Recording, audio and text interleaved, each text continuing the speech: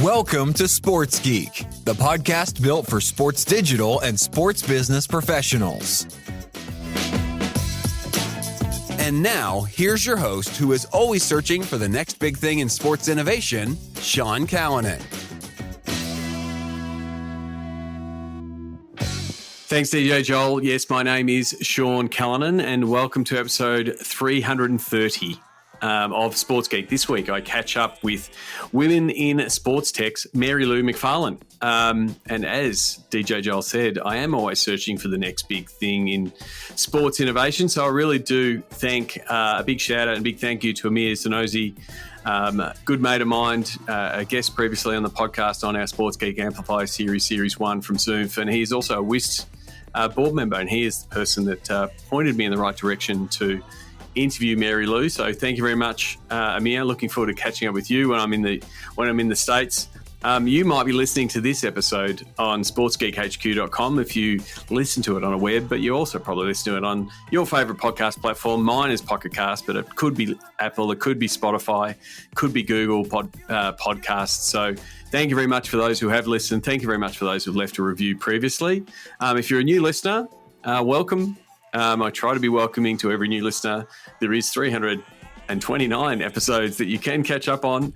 Don't feel the need to catch up on every single one sequentially, but I do know there are some completists out there, and I love hearing from people who just find the podcast and then find their way to binging 40 or 50 episodes in a couple of weeks and feel like they know me. And I really do appreciate that kind of feedback. So if you're a new listener, let us know. You can send me an email, sean@sportsgeekhq.com, or reach out to me on my socials, Sean Callanan or Sports Geek on most platforms. But now let's get into my chat with Women in Sports Tech's CEO, Marilou McFarlane.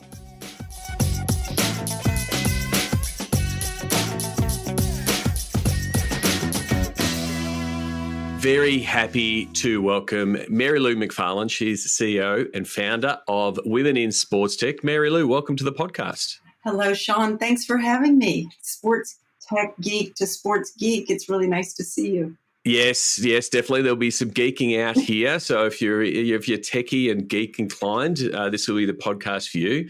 The way I normally start the podcast is asking people how they found their way into the sports business. How did you find your way into the niche that is sports and tech? Well, I've been an athlete my whole life, and it did take me till my second career to discover that I could actually make a living doing what I love, which is in sports business. And my first startup in 2009 also introduced me to my reality of how much I love startups and going in and solving a unique problem with a company. And so I would say it's been very authentic ever since then. So my experience is mostly around sports performance technology startups, so the athlete performance. Yep. Line. And I went from startup to startup in leadership roles over the last 12 or so years. So what were some of those, sorry to interrupt, what were some of those early sports startups? Because the whole sports tech scene it's still relatively new. I mean, you're dialing in from San Francisco, really, the heart of technology and startups. But the sports technology scene, both on the performance side you were talking about and then the business performance side, has really grown over the past 15 years. What were some of those early sports startups you were involved in? Well, my first startup was called Vivo Girl Sports, and we were a global community and a digital media property, which you will understand, to support girls and young female athletes to keep playing. At that point, there was no ESPNW, there was no Just Women's Sports. My own teenage daughters were badass little athletes. There was nothing in the media to support them, no role models for them to see. So created Vivo Girl Sports, and it was wonderful. And it was truly an online community. We had 50,000 girls, $100,000 in revenue, raised $1 million from in an early seed round, and sold that to soccer.com. And then by then I was truly bitten. Ended up at Sports Board, which we revolutionized the way coaches can recruit and scout. They were still doing it on paper. Yep. So we would go to the Perfect Game baseball events or soccer recruiting showcases, and coaches are sitting there with paper. We got them off paper onto an iPad with a SaaS solution. From there, went to a company called Edufy, where I was the CEO, and we created private mobile training spaces between coaches and athletes, because the learning curve is such that you forget 40% of what you just learned in a lesson environment. Yep. And this was backed by Drew Brees, and Jordan Spieth and his coach Cameron McCormick used this technology.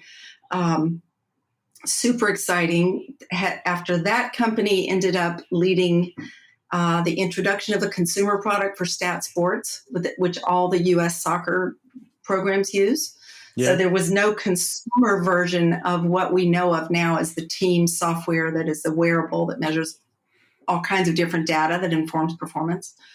And then helped create a brand called Mustard, which is an AI-based platform around biomechanics for pitching, using 40 years of data from Tom House, who is the iconic, MLB pitching coach and NFL quarterback coach. That was really fun, being part of that founding team. And along the way, I've created WIST, and I've now been full-time at WIST as the CEO here for 2 years. We were all volunteer until 2 years ago. So it's been an amazing journey. And I kept finding I was doing these really cool jobs, and I would meet women, especially, who wanted to know about the roles in sports tech, but had no idea about the category. And then many of the men, almost all of the men that I worked with, wanted to find a way to find more diversity. And that's what we do with Women in Sports Tech.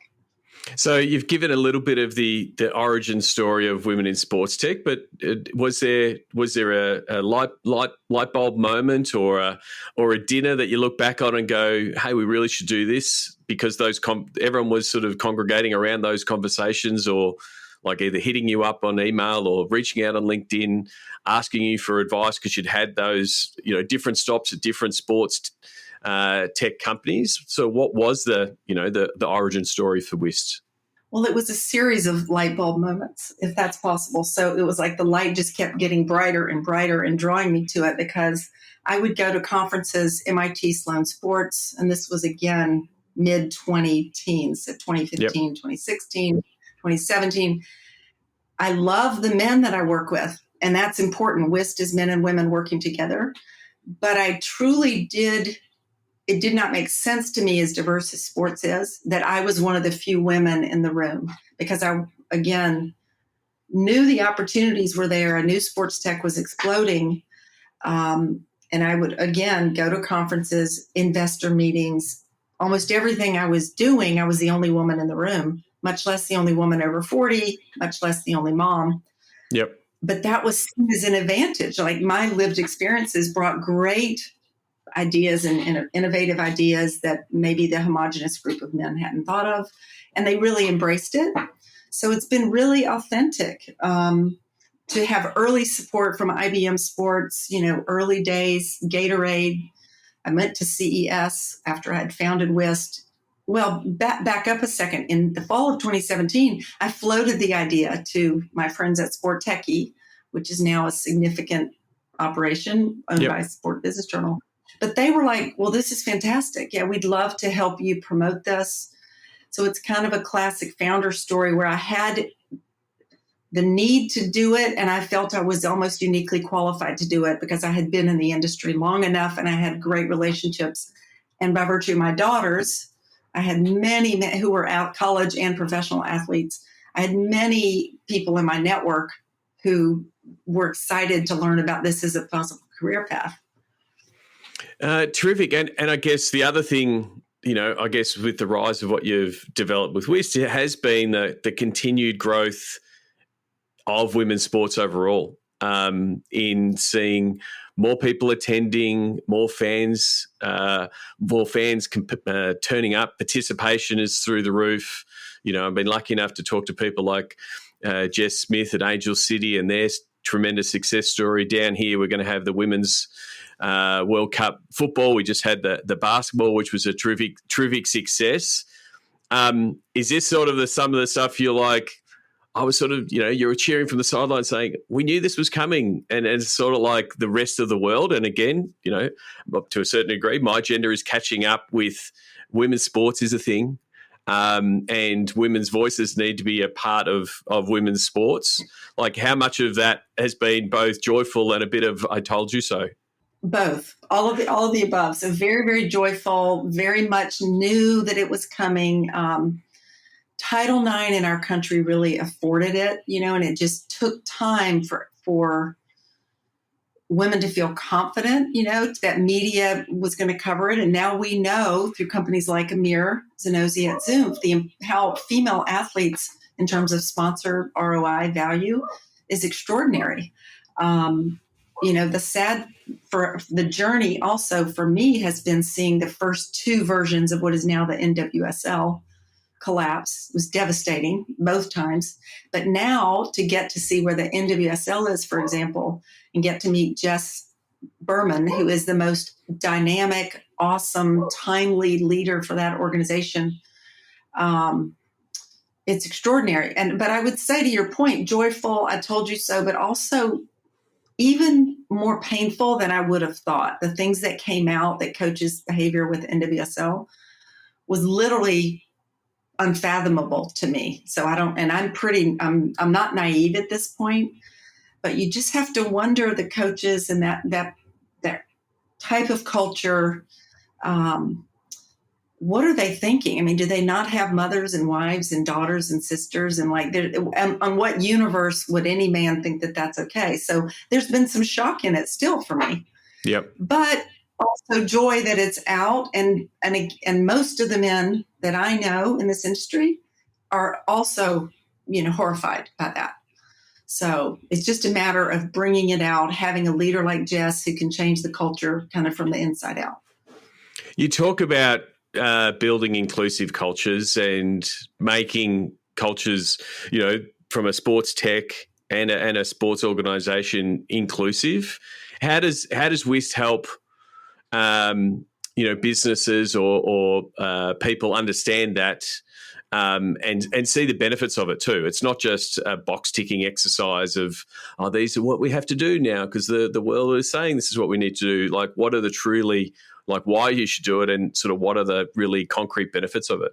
Well, we know for sure that business success is driven by innovative teams.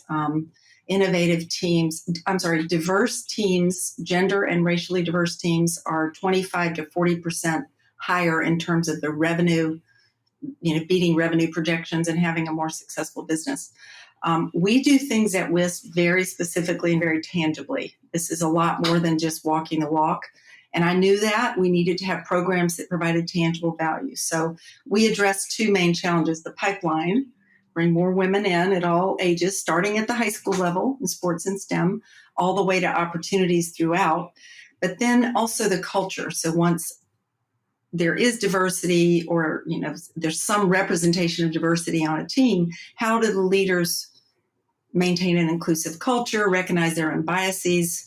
You have to recognize them to break them. And then how does everybody feel like they belong? So we do that with really three core programs. The WIST Network is a single source for diverse hiring. That's the platform that brought Nike and numerous other of our corporate partners on board. The WIST Fellowship Program, we offer summer internship experiences for exceptional college, undergrad, grad, and PhD students to do a summer internship working in the industry. And then we also have this new piece of content that we call the Fireside Chat, and we do that for workforces, like we just did recently for ASTN. We just did it for USOPC, the U.S. Olympic and Paralympic Committee, recently as well. And it's very specific information on what is diversity, what is inherent versus acquired diversity, what does inclusivity actually mean, what are steps to take to be more inclusive as a leader. And again, the conversation around bias. And I usually lead a presentation. We have some of our board members join. We share our own experiences. And it's really a very informal, friendly conversation. We assume we all want to be better. Nobody's perfect at DEI. How do we demystify it and give you some steps to take to create a more inclusive culture, which, by the way, gives you better retention? You hired a superstar woman, person of color, LGBTQ, veteran, disabled people, anyone who's unique on your team, you're going to find better ideas come out of those conversations. So how do you respect that? Half of sports fans in this country are women. Half of athletes in this country are women. So it just makes sense that we're more diverse when in the technology that we build to support that. And are you finding yourself working more with, like from your background, the sports tech companies, the ones that are helping service the sports market? Because sports technology is a wide remit. There's, this place that you were playing in of that high performance and coaching and on field, on pitch type of stuff. But then there's, the side of the business that I sort of work in with the professional sports and how do you communicate with the fans and how do you better implement participation systems. Are you finding yourself doing more work on the sports tech companies coming in and servicing sport, but also that other side of the sports industry? Well, I'm happy to say that we work with companies across all categories of this industry. And that's what's really fun for me as well, is to get to learn about beyond athlete performance, which is apparel, footwear, and tracking. You've got athlete, team, and event management tools, digital media, which you would be well aware of, esports and gaming, fan and sponsor experience, fantasy sports and betting, sports properties, teams and leagues, and then stadiums and venues. So we literally have corporate partners in all of those categories. And it's wonderful to bring women into this industry and let them find what is their favorite path. What do they want to be doing? What Samir Ahuja is doing with Game Changer is so exciting. The way he's literally revolutionized the way youth sports can be seen from a fan and an athlete point of view. So yeah, I feel like I can't believe how lucky I am to be in this place in this organization that is so well supported by the industry broadly. So one of the things that we talk about when we're talking about a fan point of view is a fan funnel. You've sort of discussed that a little bit in getting more women into sports tech. There's the starting point, getting more girls and women into STEM and into maths. I remember when I went to university, it was something that they were trying to develop then. I did a Bachelor of Info Tech, and I think there was 40 people in our class, and I think 25% of them were women who've gone on to have terrific careers in the world of IT. But that balance, the balance wasn't right. You're looking to service both of those ends, the new grads coming in, but then also helping mid-level and C-level executives continue their path further up the tree. Definitely. And what's interesting, and I was a math science geek in high school as well. And this wasn't a thing when I was in high school, let's be clear. But by the time, what friends of mine will say is I was kind of sports tech before sports tech was actually a thing and a known exploding category in tech that VCs now invest in. There's the global opportunity is amazing. But what I was going to say is the importance of role models, and to see it, to be it, is such an important way to inspire women to keep up STEM, to keep up sports. And they see cool people doing it and cool careers. We have a whole section in our site, on our site that's available called Discover Sports Tech. And this is women on the younger end of their career doing amazing, badass, awesome things, who the high school student sees them and they go, oh my gosh, I can take my combination of my music, my sports, and my science passion and become a DJ for the Washington Mystics and the Washington Wizards. That's DJ Heat. When you see her, you just can't help but be inspired.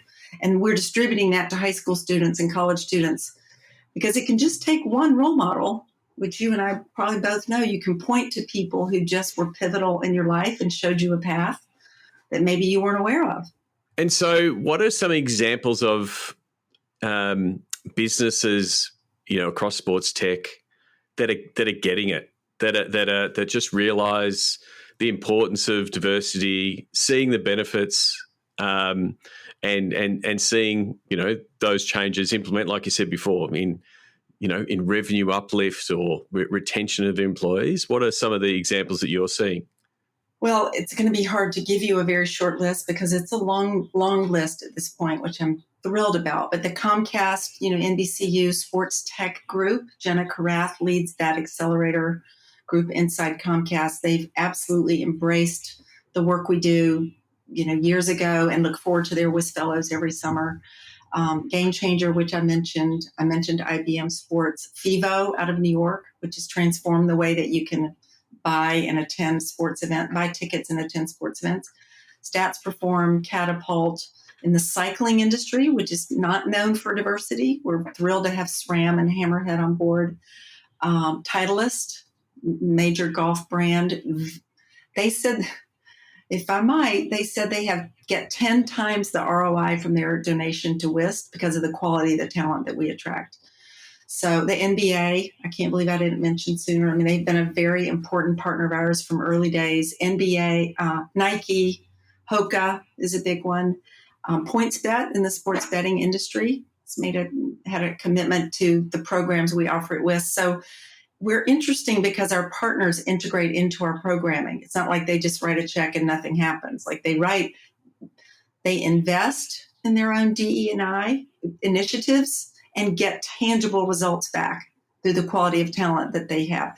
And our fellows, once they graduate, the vast majority of them do end up working in this industry, and a lot of times for the same company that they interned for.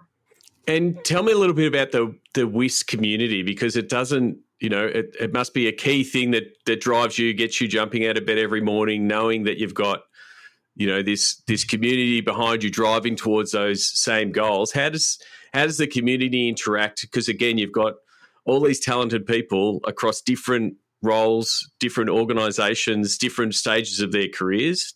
How does the community interact? Well, we have a LinkedIn community group that is very engaging. A number of ways we touch our community. Our email newsletter, we just looked at this. I mean, the engagement numbers are 300% of any other email newsletter I've ever participated in for any brand.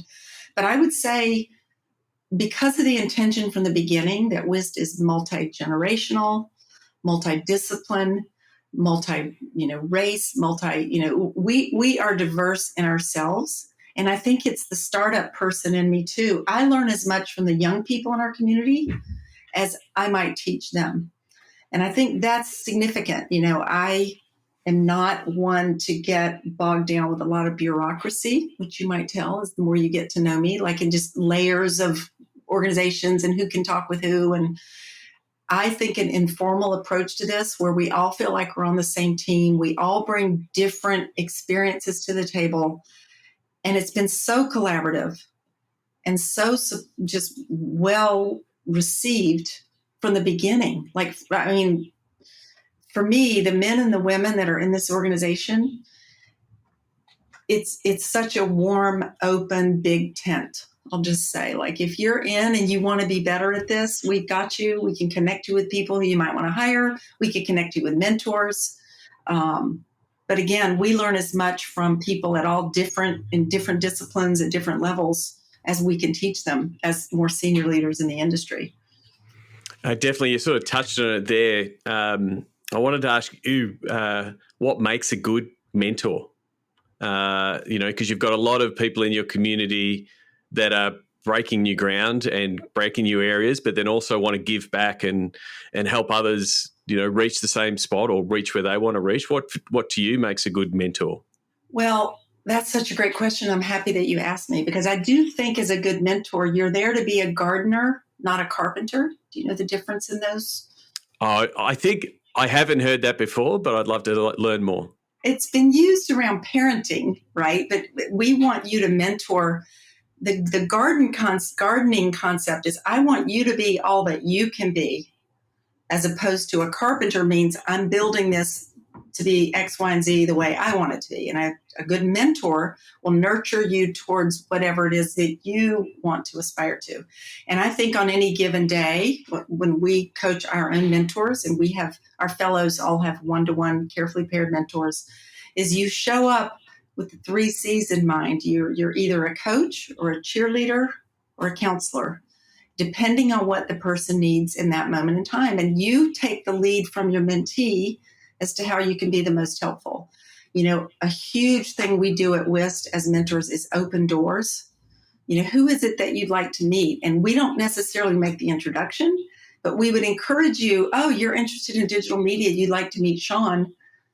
We want to empower you to reach out to Sean and have the courage and the confidence to go straight to whoever it is that you want to meet, because 9 times out of 10, they are there to nurture you and encourage you, and they will appreciate your initiative. We coach on ways to be thoughtful. You don't just say, oh, can we talk for 15 minutes? You want to be specific. Yep. Sean, your podcast is important to me because of XYZ. I'd love to learn more from you over 20 minutes. So we talk a lot about that. More than offering opportunities, we give these mentees and our, the younger end of your career, we want to give you the courage and the confidence and the community, because you will fail. There's going to be a job interview that you should have that job and you're not going to get it for reasons either of your own doing or not of your own doing. Wasn't meant to be. But I'm a big fan of fail forward fast. How do you learn from that? And if you're having courage, you're going to fail. And you learn more from when you fail or lost the game than when you won half the time. That's something Tom House says that I just love, is he says he's so successful with his biomechanics that he coaches because he's just failed and failed and failed. Yep. That's the Michael Jordan quote. The reason you're successful is because you took so many shots, essentially. Yep. So that's what we do as mentors. We just want people to have courage, and courage may come before confidence. In a lot of cases, it's going to come before confidence, but that's okay. Definitely. And I also think, you touched on it before, is having that as a mentor, being open enough to learn from the mentee or also learn from their experiences. Because, completely different generation, consuming the world in a completely different manner. The means that we may have used to reach out and connect, might be obsolete these days, and they're using different ways. So it does become, a real good mentor-mentee relationship does become two-way. And I think, talking to people who want to be mentored, like, what can you offer? What perspective can you offer? You've got a great perspective on the world, and there's a whole cohort of people that are similar to you that we're all trying to understand. So there's that opportunity as well of sort of being two-way. You discussed innovation a few times, and it's a word that does get thrown around at conferences and sometimes in boardrooms, but it's a lot harder to implement than just say. What does driving innovation and innovation mean to you? Well, that's a great question. And we do say innovation a lot. And to me, innovation is identifying a problem and then considering many different possible solutions to the problem, many different potential solutions to the problem, and then trying them. Not being afraid to try them, because that's, again, nothing. I'm reading a fabulous book right now that I want to tell your listeners about, The Last Days of Night, I believe it's called, about the early days of light, the lawsuit between Edison and Westinghouse. Okay. And that's just where there's a race to innovate. Someone is going to do this. It's a problem that's been identified as significant. Someone is going to solve for that. So if you think you uniquely have experience to bring to bear to that, then you should be in the innovation world. And to me, almost no quality is more important than a growth mindset. So to me, innovation also means having an incredible growth mindset, the work ethic to support it. But innovation is why, back to what I told you earlier, why coaches are not on paper doing, the process was inefficient. So how do you solve? And I also get very aggravated by inefficient processes. Yeah, so for me, and inequities and inequalities. So that's what led me to do WIST, is I was just out of my mind. And I'm like, who would be better to attack this problem? I believe I have a set of experiences and expertise to run with this. So you run with it. Worst case, you fail. You only what's the song? You can only fail. You can fail. Help me. I know you know what I'm trying to say. I do understand. I'm the same as you. When I see something being done inefficiently. I like, how can we do it better? But one of the things that sort of is a blocker for innovation is that safe choice. Is that is a CEO or a board that wants innovation. They say they want innovation, but they don't want to take those chances. Like, they fear failure. They fear, like, they want to. I like to joke that a lot of people want to be a leader as long as they're following someone else. Right? That's not innovation. They just want someone else to solve that problem, and then, oh, cool, we now know what it is. How do you convince, whether it's a cautious CEO or a board that doesn't have that appetite for failing fast and learning? Because it's vital for innovation to say, we might not get this right, but we have to try. And it's when you break the egg, you build the great cake. How do you convince the CEO or a board that's what innovation is? Well, you just brought up an interesting way to view this, because we're all athletes in this business. We're either all athletes, we're all sports fans. At a certain point, if you don't take the chance, what is the absolute worst case that could happen? We are not brain surgeons here. We are not heart surgeons here. I have so much respect for them, but that is not what we do here. Mm-hmm. And if you look at, if you can have someone, I will share the Carol Dweck book generally with people. If I feel like I'm around someone who's afraid to fail, Growth Mindset by Carol Dweck is one of the best books ever. But you always, for me, how risky can it actually be? Like, you're going to be comfortably afraid. Like, at this point, and I heard Michelle Obama describe it that way, like, I might have a fear. People might think I'm fearless. I'm not fearless. I'm just comfortable with the fear. And I know that I'm going to bounce back because I'm going to learn a lot from it. And what I was going to say, back to the sports analogy too, is you have to respect the process. The results will come if you respect the process. Yeah. And the process the success curve is not straight up. It is messy, and you have 3 steps back and 1 step forward, and then 4 steps forward and 1 step back. And I like that process. Like, I get bored with anything otherwise, candidly. Like, if we're not trying to learn and iterate, then what are we doing? Yeah, exactly. It does get a bit, Sam and Ralph punch clock, and you just, every day you're turning up, and you're not improving, you're not, reaching towards those goals. The opposite of innovation is stale, and it's not an environment that people want to be in. And if it doesn't excite people to turn up to work, then it has that overflow for retention. I want to go do something exciting. So it's, that's sort of why it is a necessary part of the business. I wanted to, you're lucky enough to sort of see and oversee vast areas of sports tech business. What areas of sports and technology are exciting you as a geek, and looking at the industry and saying, oh, that's going to be an exciting space? Well, I'll go back to where my core passion is around athlete performance, right? And how do you reduce injury, come back from rehab more effectively and efficiently so you don't get injured again. I'm most excited right now about a company called Move True out of Belfast, Ireland, an amazing founder who is working towards solutions to ACL injuries. Like that, to me, there is data around that, and it's such a common injury in so many significant sports. So I'm excited about her technology, her wearable technology, to come up with data that is actionable, that can reduce that risk. I would say the things in sports performance are just always light me up. There's some interesting things in the fan. I don't know if you call it. Some of these technologies fall in several categories, but there's a really interesting technology right now called MashGen that is in places at sports events where you're checking out with all your food. Yep. It takes a picture of your food and charges you with your Apple Pay, and all of a sudden you're out, and it's just so much more efficient. Back to efficient. Yeah. And how can I get back to the game as quick as possible? And I love that as well.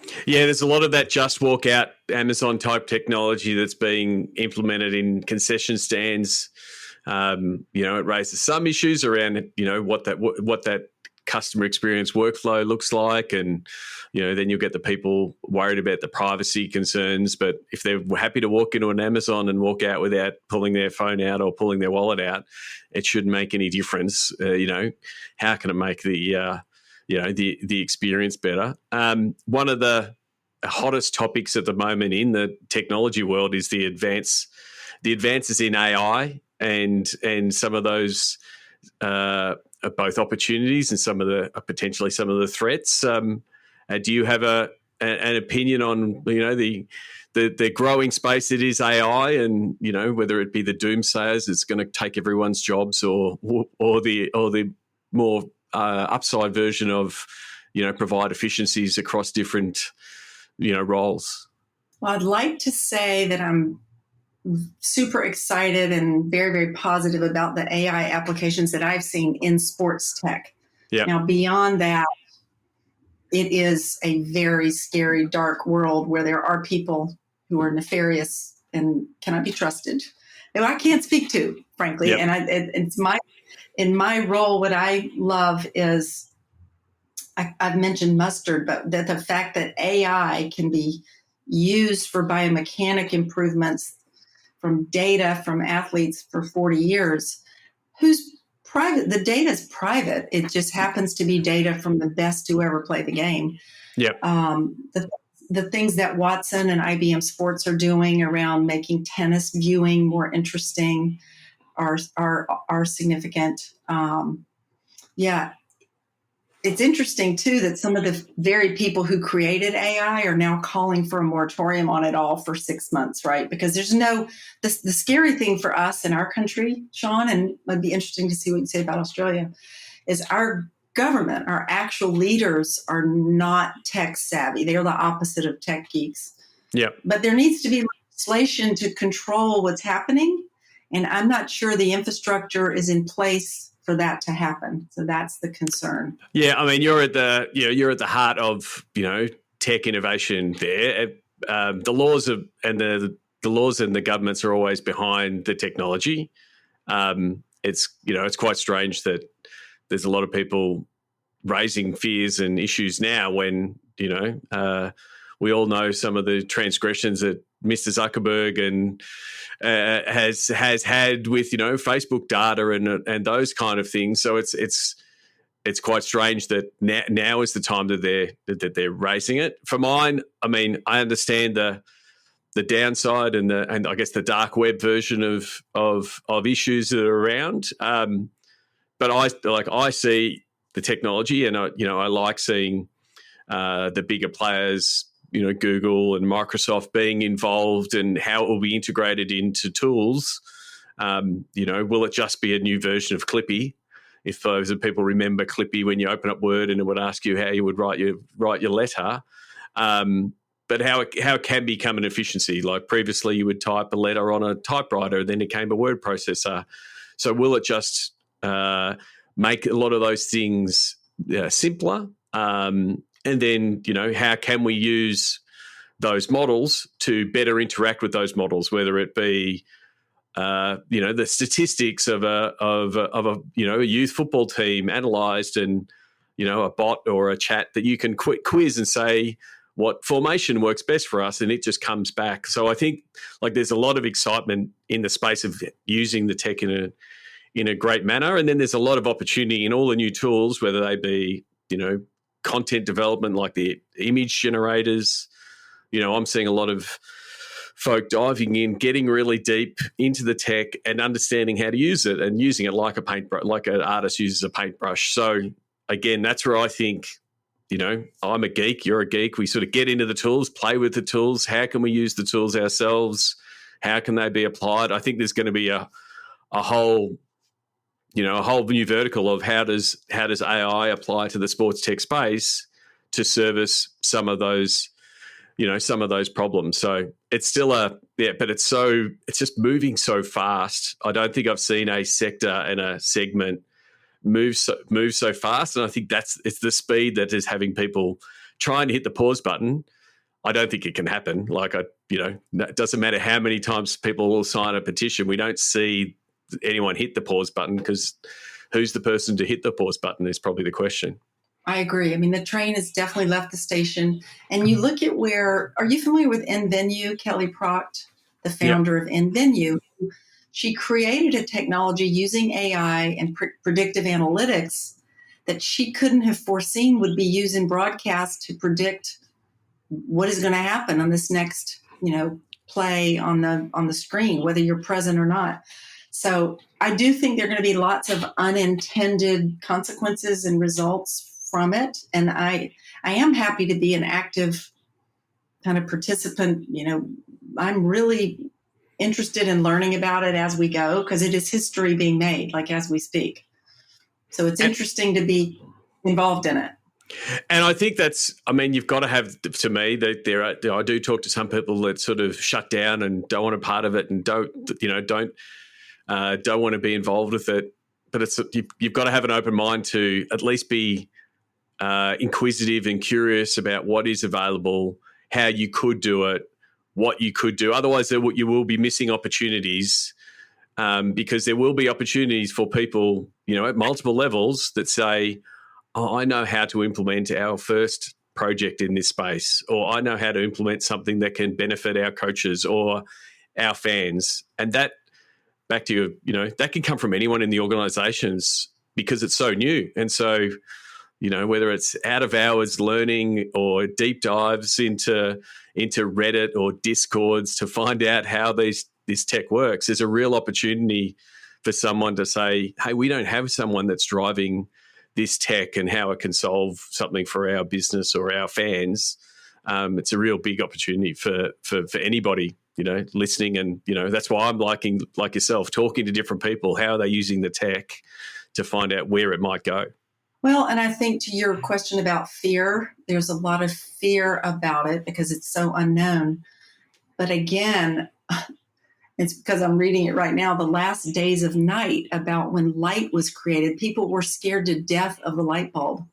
There had been some question around the currents are going to kill people. Well, light arguably is one of the best innovations that we've ever had in our entire society. So I tend to be an optimist. It sounds like you are too. I want to believe that the better sense of all of this will prevail.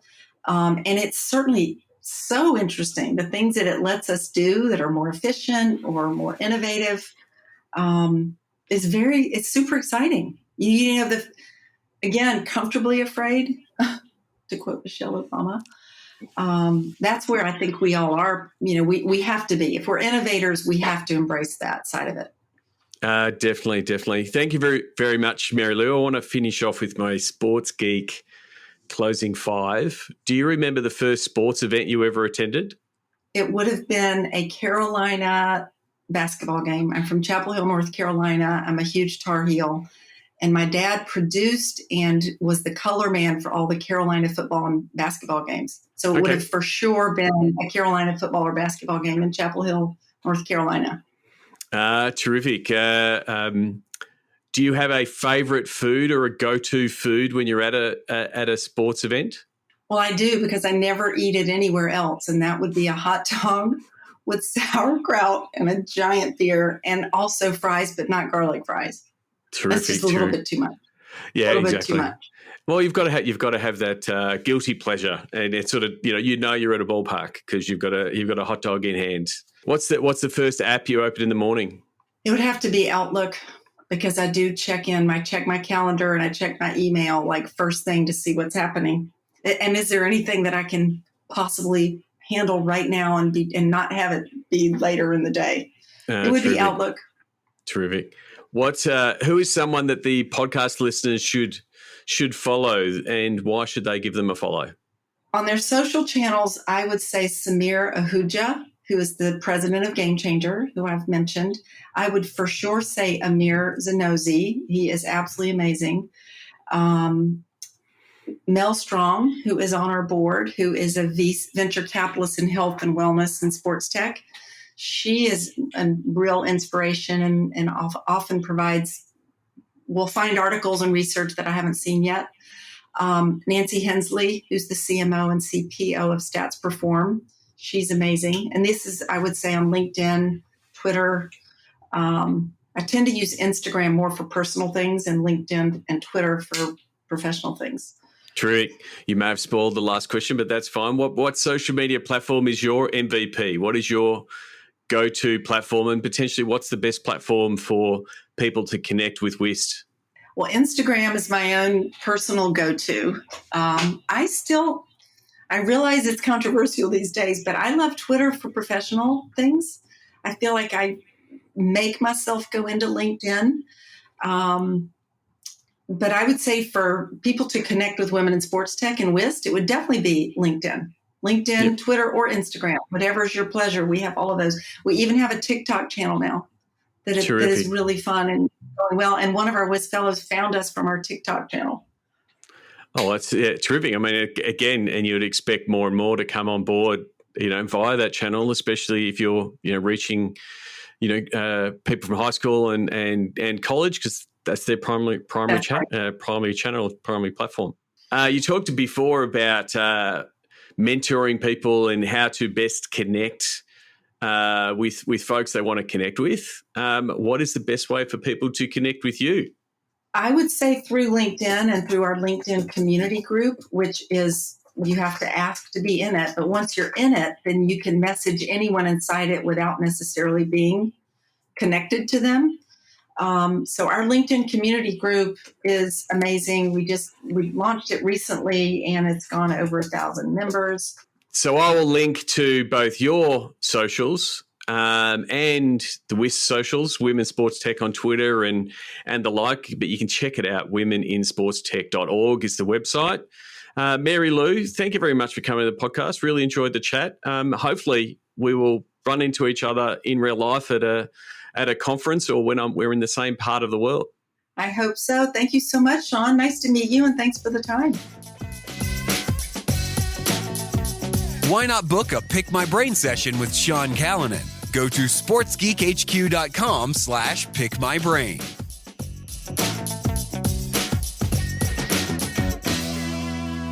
Thanks again to Marilou McFarlane from Women in Sports Tech. She did mention that she's still active on Twitter. So please send her a tweet, McFarlane415. And please check out Women in Sports Tech.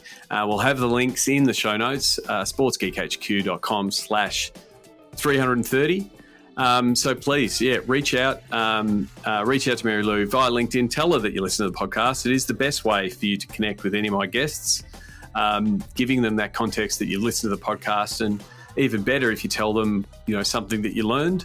I really appreciate it, and I have heard back from many guests that do appreciate that kind of feedback.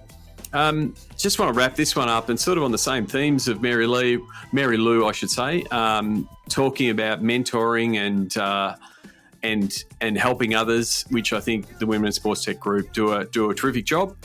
I just wanted to put it out there. I've done it a few times. It's probably a link that I should offer up more often. I've actually got an office hours slot that's available. If you go to sportsgeekhq.com/office hours, there's a Calendly link for a 15-minute call. I started doing that sort of in the depths and doldrums of lockdown, when people were trying to figure out what they were going to do next, or coming off, like many, coming off layoffs and trying to figure out what they want to do in their career. My chat with Marilou reminded me to, again, put my hand up, look to help. And what I would love to help, I'd love to help people who are listening. So whether you're in a steady job, and you're trying to figure out what's next, or you're not quite sure what you want to do next, or you want to figure out what your next stepping stone might look like, that's what the office hours link's for. A bit of a chat. Hopefully you know me a little bit if you've listened to the podcast. I'll do my best to give advice and give you some guidance, and maybe point you in the right direction with maybe some people or some resources, or maybe point to an episode or two that might work. So simply go to sportsgeekhq.com/office hours. As I said, I really do appreciate every one of you that do listen. And if I can help you in any way, let me know.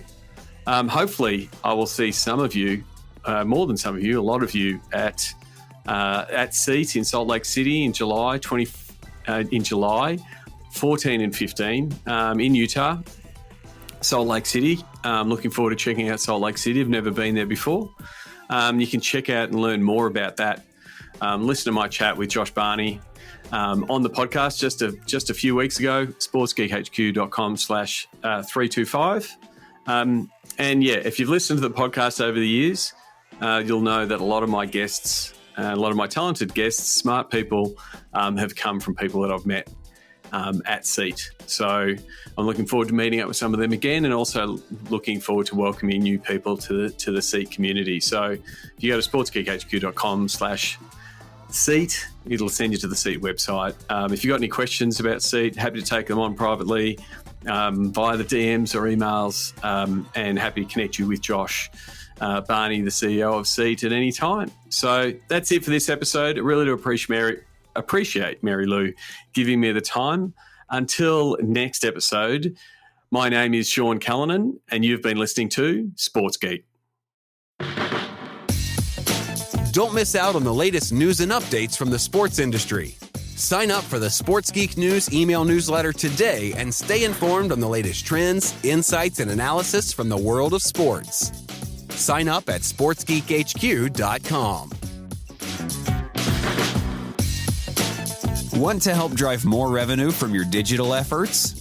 Book a time for a call. Go to sportsgeekhq.com/phone call. For more resources, go to sportsgeekhq.com.